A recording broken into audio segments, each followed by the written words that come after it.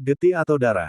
Di dalam rahim seorang ibu, ada ruangan-ruangan berisi darah yang berasal dari si ibu. Ruangan-ruangan itu kemudian disebut interfilaire.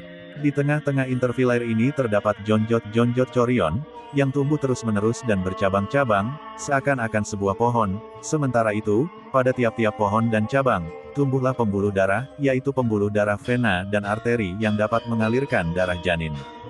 Darah vena berguna untuk mengangkut zat makanan ke dalam tubuh janin atau bayi, dan darah arteri adalah untuk mengeluarkan ampas pertukaran zat dari tubuh janin atau bayi.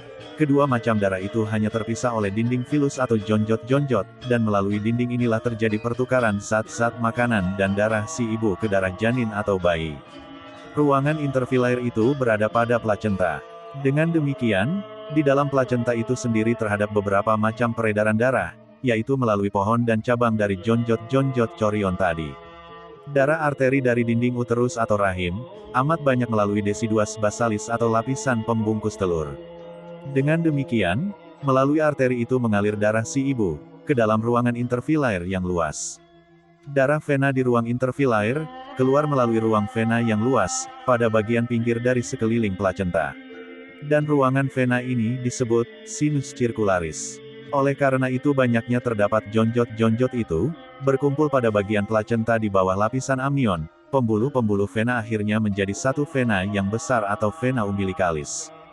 Dan pembuluh-pembuluh arteri berkumpul menjadi dua pembuluh, yaitu dua arteri umbilicalis.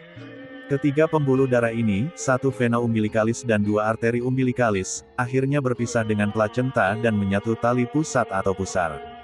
Jadi, begitu besar jasa getih terhadap kelangsungan hidup janin di dalam kandungan ibunya. Hal ini dapat dilihat dengan adanya pembuluh-pembuluh darah, seperti vena umbilicalis yang mengalirkan darah dari plasenta ke tubuh janin, melalui tali pusat atau pusar dengan membawa zat-zat makanan.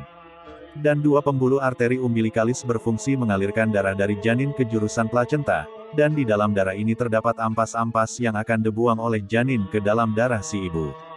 Pokoknya tanpa darah atau getih manusia takkan bisa hidup.